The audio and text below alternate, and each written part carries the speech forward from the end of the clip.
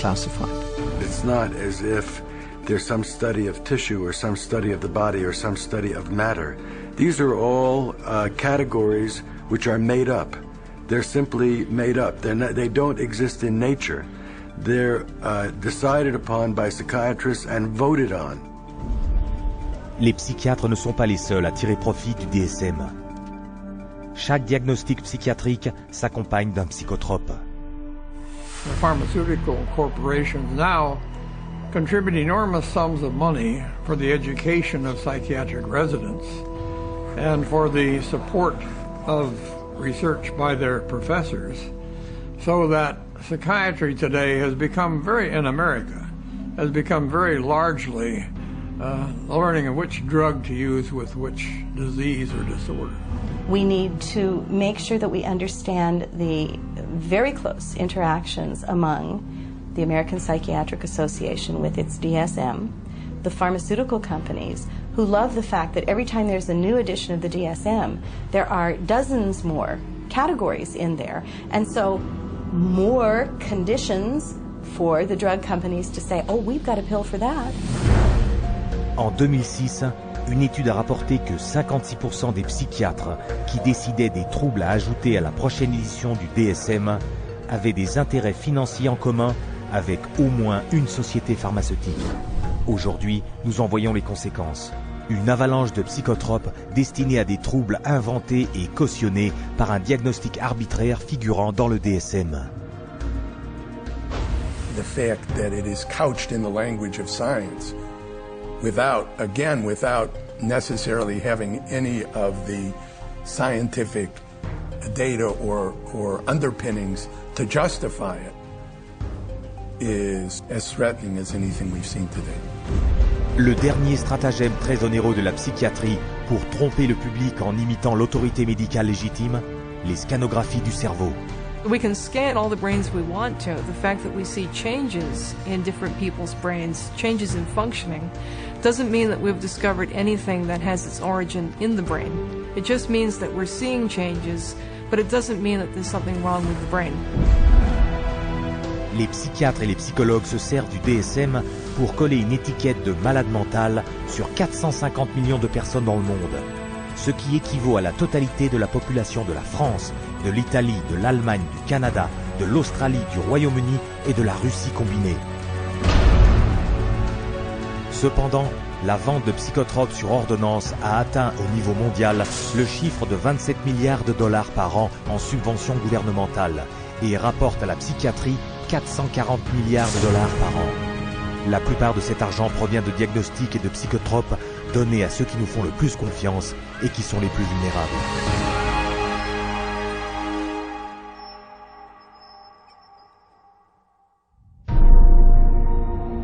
We have swallowed all manner of poisonous certainties fed us by our parents and school teachers.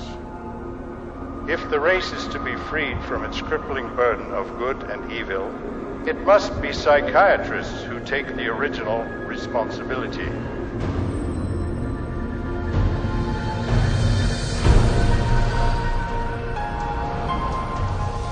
La déclaration de Brock-Chisholm caractérisait l'assaut psychiatrique dirigé vers notre système scolaire. They actually said that the purpose was social control. Not to pass on knowledge, not to give him something so that he can go into the world of work. En 1950, des psychiatres et psychologues du monde entier se sont réunis à la Maison Blanche pour proposer une réorientation totale du système scolaire public. The White House Conference on Mental Health in the 1950s was a landmark that served to bolster the idea that schools would serve their communities better as mental health clinics than they would as institutions of learning. In the early 60s, the world of psychiatry started to really go places in this country. Little by little, it came into our schools, our educational system. Et en 1965, une nouvelle législation a confirmé ce fait. Les psychiatres avaient obtenu le feu vert pour étiqueter et droguer en masse les enfants dans les écoles. A child is labeled ADD or ADHD the minute he can't sit still for a 10-15 minute period of time, or he talks constantly or ignores the teacher completely. That will get him and earn him an ADD or ADHD label. L'étiquetage du trouble de l'hyperactivité avec déficit de l'attention, THADA, battait son plein en 1987. En l'espace d'un an, 500 000 enfants américains furent diagnostiqués THADA. En 1994, ce nombre avait atteint 4 400 000. En réponse à l'inquiétude du public face à cette épidémie apparente de maladies mentales, les Instituts nationaux de la santé, financés par le gouvernement américain, ont réuni un groupe de médecins et psychiatres éminents pour expliquer aux parents et éducateurs ce qu'était le THADA. I would like any member of the panel to describe a typical ADHD in terms of symptomatology. Mark, would you like to? Since you see them in your practice. I think the panel has been frank, and the difficulties here are immense in terms of these. It is hard. It's very hard to know how to answer this question. They cannot, even when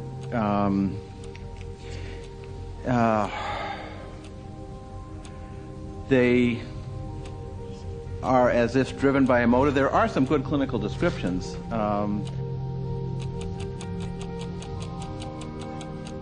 And I think, I think part of the problem is the profession keeps changing the diagnosis.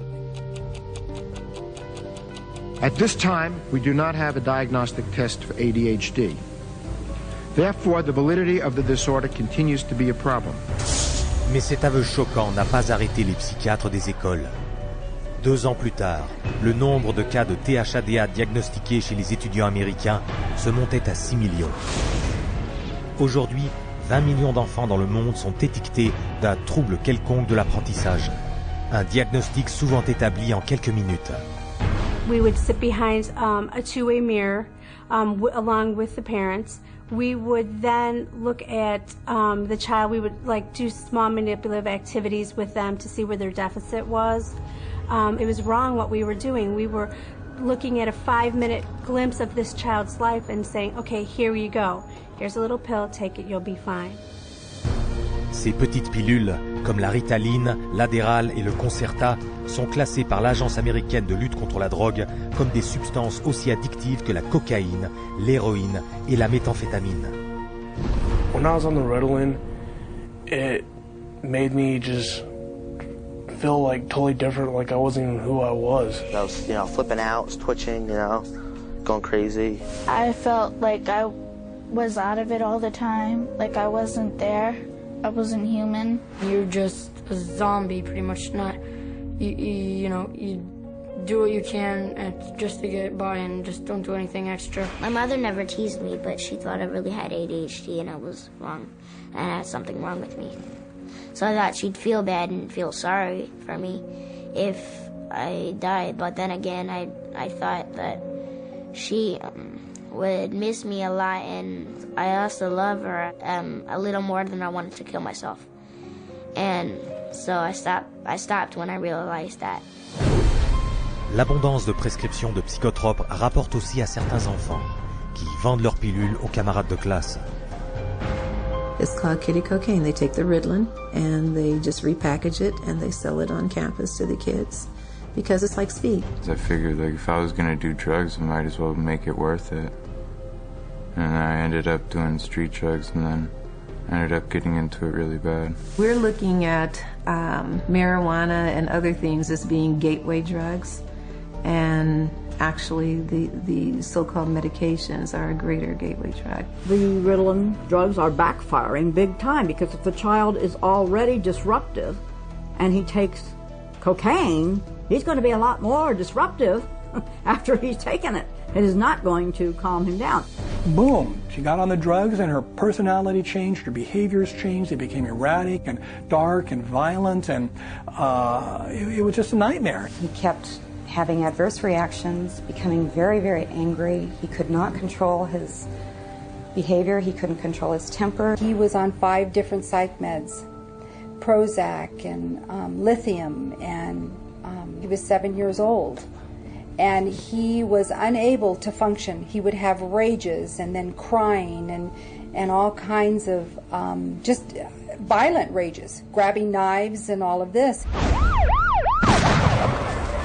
The list includes 15-year-old Kip Kinkle withdrawing from Prozac when he shot 22 classmates, killing 2 after murdering his mother and stepfather at his home in Springfield, Oregon. 18-year-old Jason Hoffman on Effexor and Celexa when he opened fire at his California high school, wounding 5. 15-year-old Sean Cooper on a mix of antidepressants when he shot students in Idaho. And 17-year-old Eric Harris on Luvox when he and partner Dylan Klebold killed 12 classmates and a teacher in the bloodiest school massacre yet, Columbine.